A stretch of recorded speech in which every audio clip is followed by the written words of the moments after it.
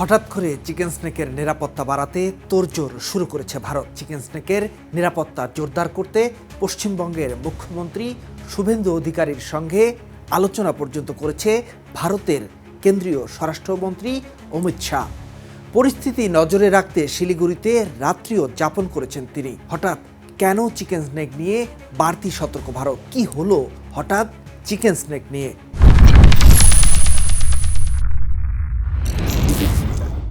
অমিত শাহের যখন চিকেন নেকের কাছে রাত্রি যাপনের খবর প্রকাশ্যে এলো, তখন খবর এলো বাংলাদেশের সেনাপ্রধান জেনারেল ওয়াকারুজ্জামান 5 দিনের সফরে তুরস্ক গেছেন।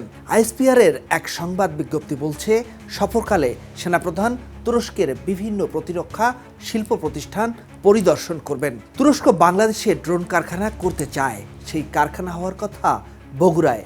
পাশাপাশি দিতে চায় সামরিক হেলিকপ্টার সহ নানা সামরিক সরঞ্জাম।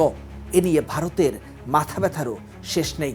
সেনাপ্রধানের এই তুরস্ক সফরে এই বিষয়গুলো চূড়ান্ত হতে পারে বলেই অনুমান বিশ্লেষকদের। এদিকে শিলিগুড়িতে অমিত শাহর এই সফরটা মোটেও একদিনের নিয়ম রক্ষার সফর ছিল না। শুক্রবার রাতে বাগডোগরা বিমানবন্দরে নেমেই তিনি ওঠেন শিলিগুড়ির কদমতলায় বিএসএফ হেডকোয়ার্টারের অতিথিশালায়। পরদিন শনিবার সকাল থেকে টানা 4টি কর্মসূচি সারেন তিনি, একের পর এক। প্রথমে ঘুরে দেখেন ডাবগ্রাম ফুলবাড়ি এলাকার কাটাতার লাগোয়া জামুরিয়া ভিটা আর সন্ন্যাসী কাটা সীমান্ত। এরপর যান জুমাগাছ সীমান্ত ফাঁড়িতে। সেখানে বিএসএফ জওয়ানদের সঙ্গে বসে দেখেন একেবারে দেশীয় প্রযুক্তিতে তৈরি সীমান্ত নজরদারি ব্যবস্থা। এর মধ্যে ছিল একটি রেডিও ভিত্তিক বেড়াভাঙ্গন শনাক্তকরণ যন্ত্র, যা কাটাতারে হাত পড়া মাত্র পূর্ব রেকর্ড করা সতর্কবার্তা প্রচার করে জওয়ানদের জানিয়ে দেয়। নদী তীরবর্তী বা কাটাতারহীন দুর্গম অংশের জন্য দেখানো হয় ইনফ্রারেড অ্যালার্ম সিস্টেমও। এরপর 47 কোটি রুপির 3টি বিএসএফ অবকাঠামো প্রকল্পের ভার্চুয়ালি ভিত্তিপ্রস্তর স্থাপন করেন। উদ্বোধন করেন নতুন অধিগ্রহণ করা জমিতে 30 কোটি রুপি ব্যয়ে 4 কিলোমিটার বেড়া নির্মাণের। সব মিলিয়ে 77 কোটি রুপির প্রকল্পের ভিত্তি বসিয়ে অমিত শাহ নির্দেশ দেন, ঝুঁকিপূর্ণ অংশে 3 স্তরের কাটাতার নির্দিষ্ট সময়ের মধ্যেই শেষ করতে হবে। দরকার হলে সর্বাধুনিক প্রযুক্তি ব্যবহার করতে হবে। উত্তরকন্যায় প্রশাসনিক বৈঠকে বসে অমিত শাহ সরাসরি বলেন, চিকেন স্নেক সহ গোটা উত্তরবঙ্গ সীমান্তে নিরাপত্তা আরও জোরদার করতে হবে। ভূরাজনৈতিক স্পর্শকাতরতা বিবেচনায় রেখে এই করিডোরের বেড়া নির্মাণ কাজ দ্রুত শেষ করার তাগিদও দেন তিনি।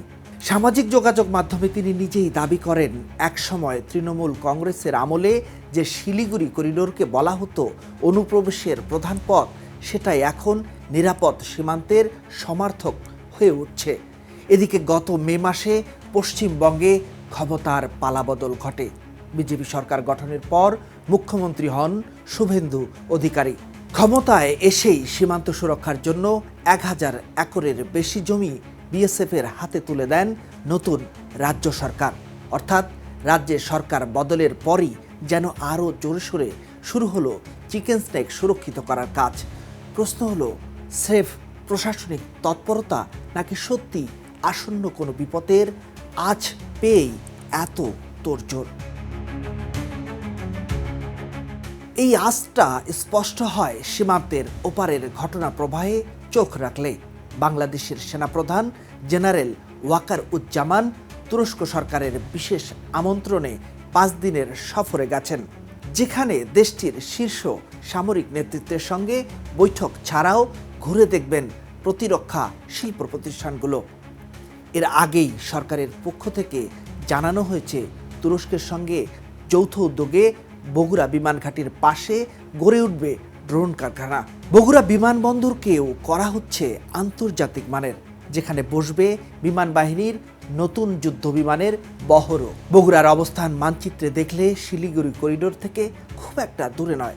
ফলে তুরস্ক বাংলাদেশ এই প্রতিরক্ষা ঘনিষ্ঠতাকে ভারত নিছক কাকতালীয় হিসেবে দেখছে না, দেখা হচ্ছে করিডোরের গা ঘেঁষে সামরিক সক্ষমতা বৃদ্ধির এক সরাসরি বার্তা হিসেবে। এমনটাই মত বিশ্লেষকদের। তিস্তায় চীনের আশা প্রায় চূড়ান্ত, এটি নিয়ে ভারতের রীতিমতো ঘুম হারাম। তিস্তা থেকে চিকেন স্টেকের দূরত্ব খুব একটা বেশি নয়, তাই চীন বাংলাদেশে কার্যক্রম শুরু করার আগেই নিজেদের নিরাপত্তা ঝালাই করে নিচ্ছে ভারত। আর এই উদ্যোগে যোগ হয়েছে পাকিস্তানের বেলুচিস্তান। পাক সেনাবাহিনীর সঙ্গে বিচ্ছিন্নতাবাদীদের সংঘাত চরমে।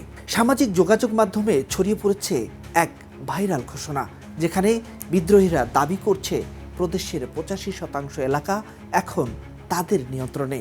এমনকি আন্তর্জাতিক স্বীকৃতিও চাওয়া হচ্ছে।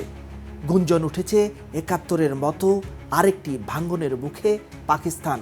দিন যাচ্ছে, বেলুচিস্তান তত অশান্তি হচ্ছে। এর প্রভাব ভারতের চিকেন স্নেকে যদি পড়ে, তাহলে বড় বিপদেই পড়বে ভারত সরকার। সেজন্য চিকেন স্নেকে বাড়তি সতর্কতা হতে পারে। এদিকে ভারতের ভেতরকার রাজনীতিও কম উত্তাপ ছড়াচ্ছে না। মুখ্যমন্ত্রী শুভেন্দু অধিকারী অতীতে একাধিকবার বাংলাদেশ দখলের হুমকি দিয়েছেন। শেখ হাসিনাকে এখনও বাংলাদেশের বৈধ প্রধানমন্ত্রী বলেও দাবি করছেন, জানিয়ে বাংলাদেশ বড্ড বিব্রত। নয়াদিল্লিতে অবস্থানরত শেখ হাসিনার প্রত্যর্পণ অনুরোধ নিয়েও চলছে টানাপোড়েন। ভারতের পররাষ্ট্র মন্ত্রণালয়ের মুখপাত্র রণধীর জয়সওয়াল বারবার বলছেন, বিষয়টি সম্পূর্ণ আইনি প্রক্রিয়া, খতিয়ে দেখা হচ্ছে। যোগ হয়েছে সীমান্তে পুশিন ইস্যুও, জানিয়ে সরাসরি মন্তব্য এড়িয়ে গেছেন শুভেন্দু অধিকারী নিজেই। তাই সীমান্তে তোড়জোড় ভারতের নতুন নীতির অংশ হতে পারে।